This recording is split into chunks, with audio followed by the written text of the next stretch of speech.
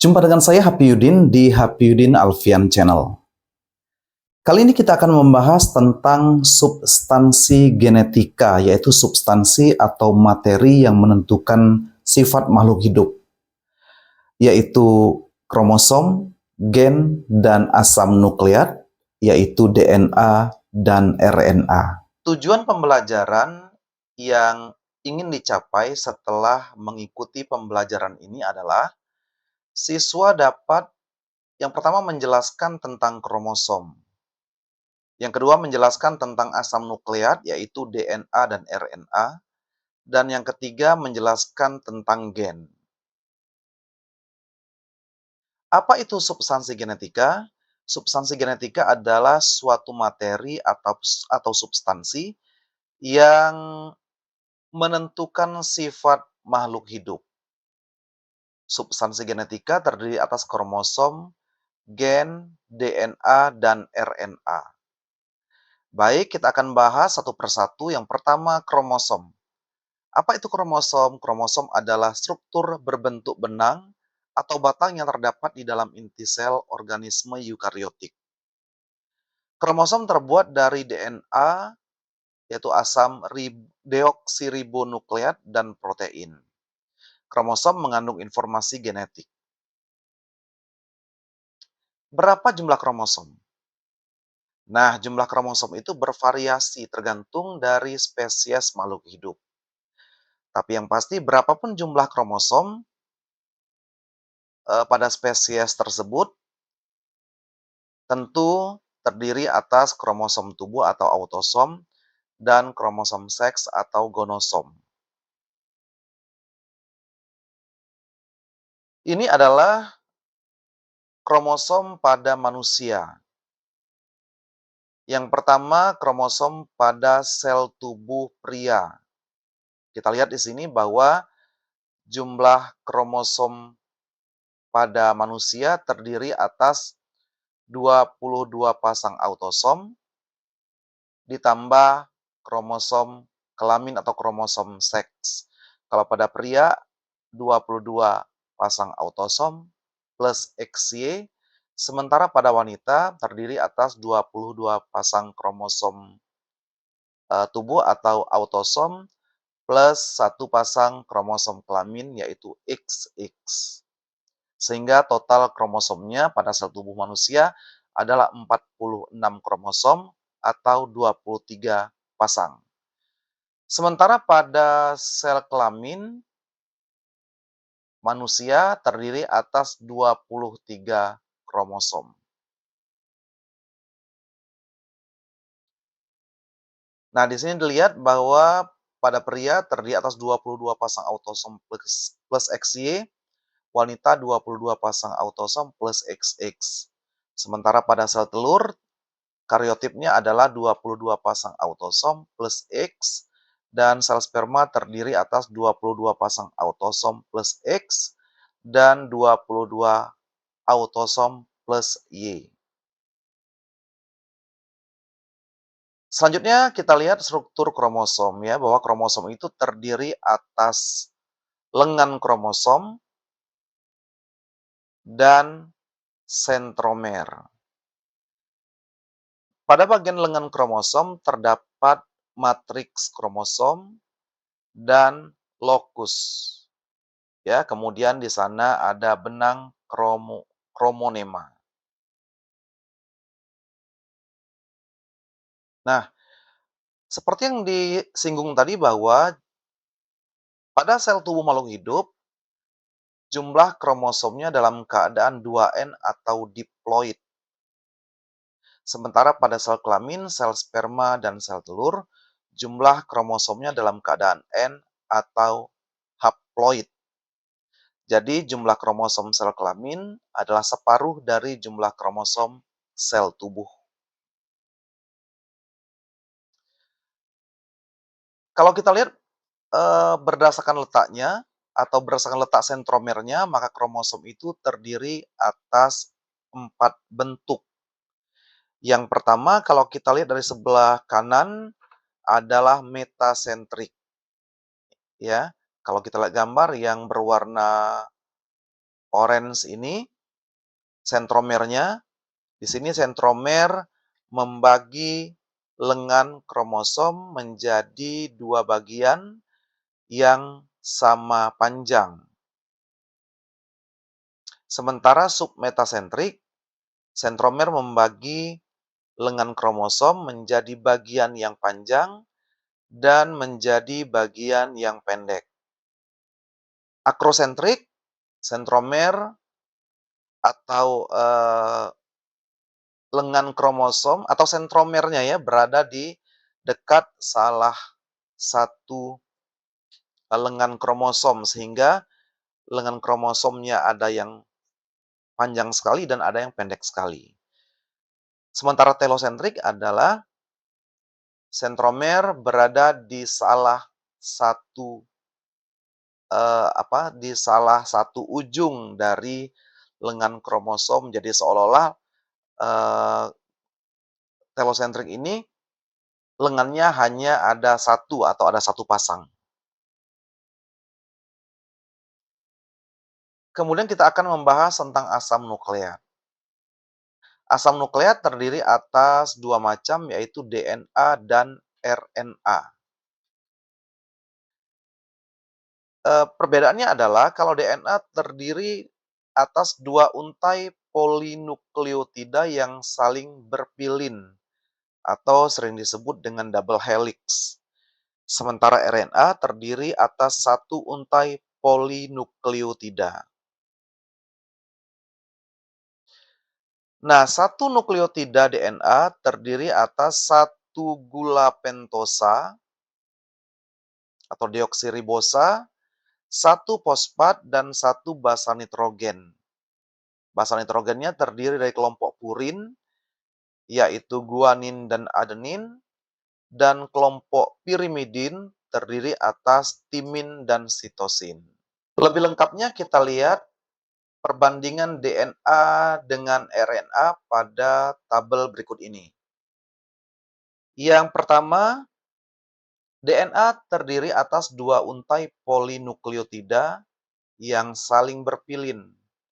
Sementara RNA terdiri atas satu untai polinukleotida. Fungsi DNA berhubungan erat dengan penurunan sifat dan sintesis protein. Sementara fungsi RNA berhubungan erat dengan sintesis protein.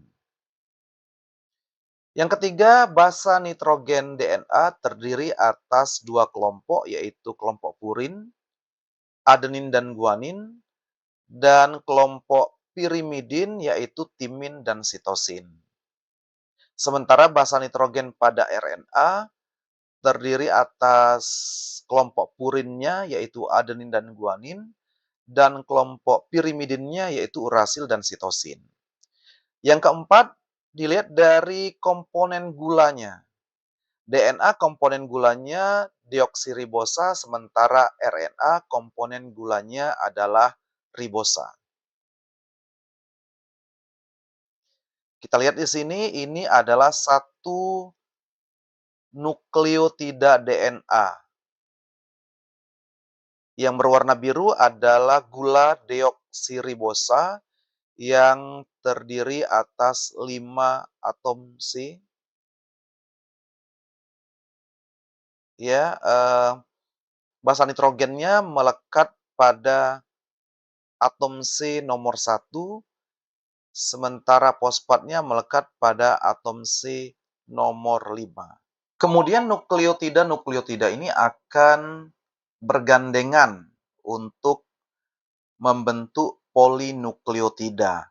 Nah, seperti gambar berikut ini, kalau kita perhatikan bahwa atom C nomor 3 dari nukleotida nomor 1 akan terikat dengan fosfat dari nukleotida nomor 2.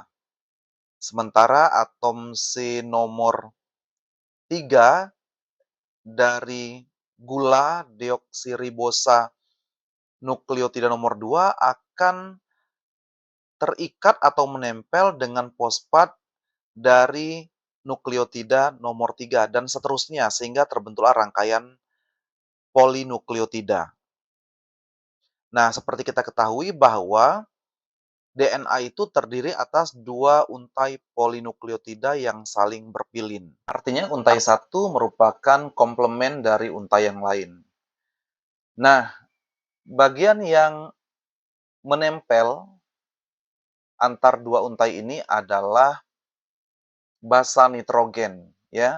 Jadi kalau kita lihat, kalau di untai satunya terdapat basa nitrogen adenin, maka komplemennya adalah basa nitrogen timin.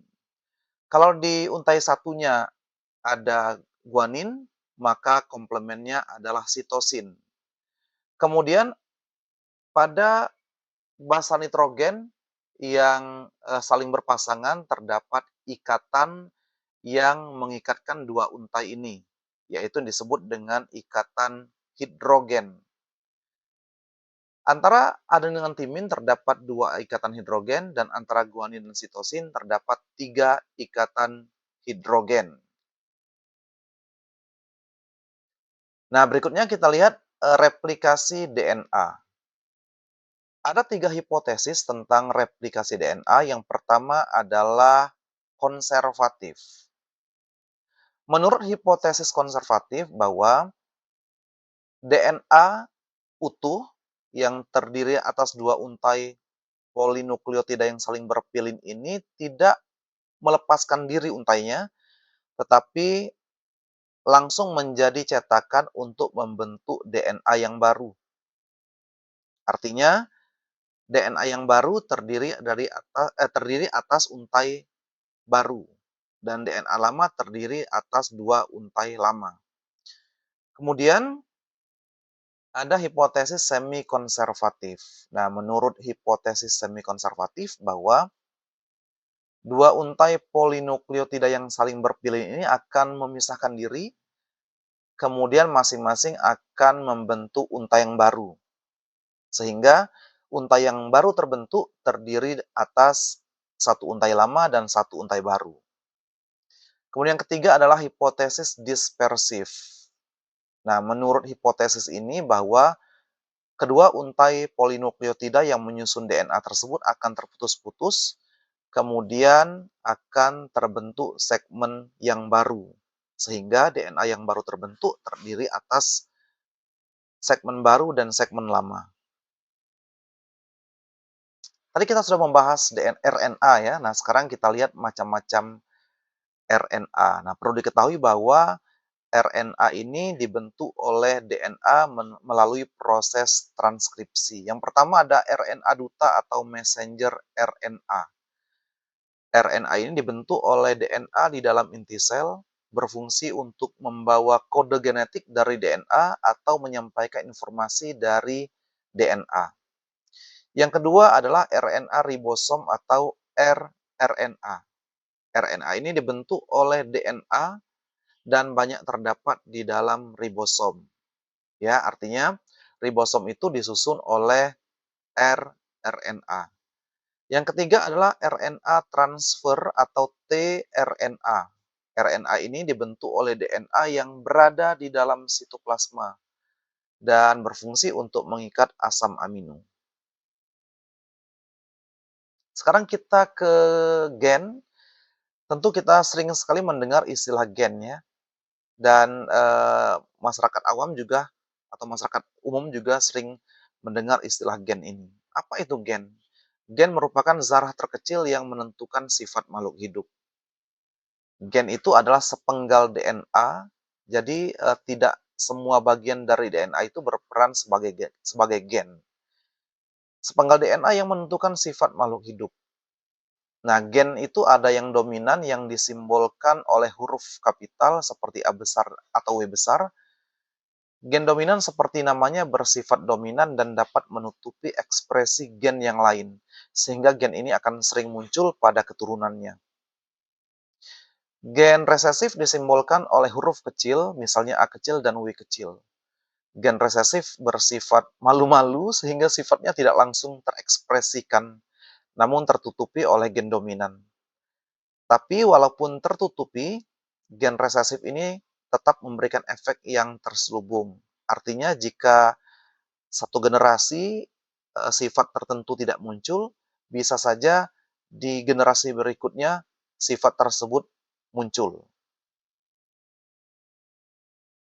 Gen homozigot dominan adalah gen yang mengandung dua gen dominan dan disimbolkan dengan dua huruf kapital A besar A besar atau W besar W besar. Sedangkan gen homozigot resesif adalah gen yang mengandung dua gen resesif dan disimbolkan dengan dua huruf kecil seperti A kecil atau W kecil. Gen heterozigot disimbolkan dengan satu huruf kapital dan satu huruf kecil, misalnya A besar A kecil dan W besar W kecil. Gen resesif adalah gen yang berisi dua gen berbeda, berisikan gen dominan dan gen resesif. Dan kita sering menyebut heterozigot ini dengan pembawa atau carrier ya. Baik, demikian materi substansi genetika. Saya Hafiudin, terima kasih.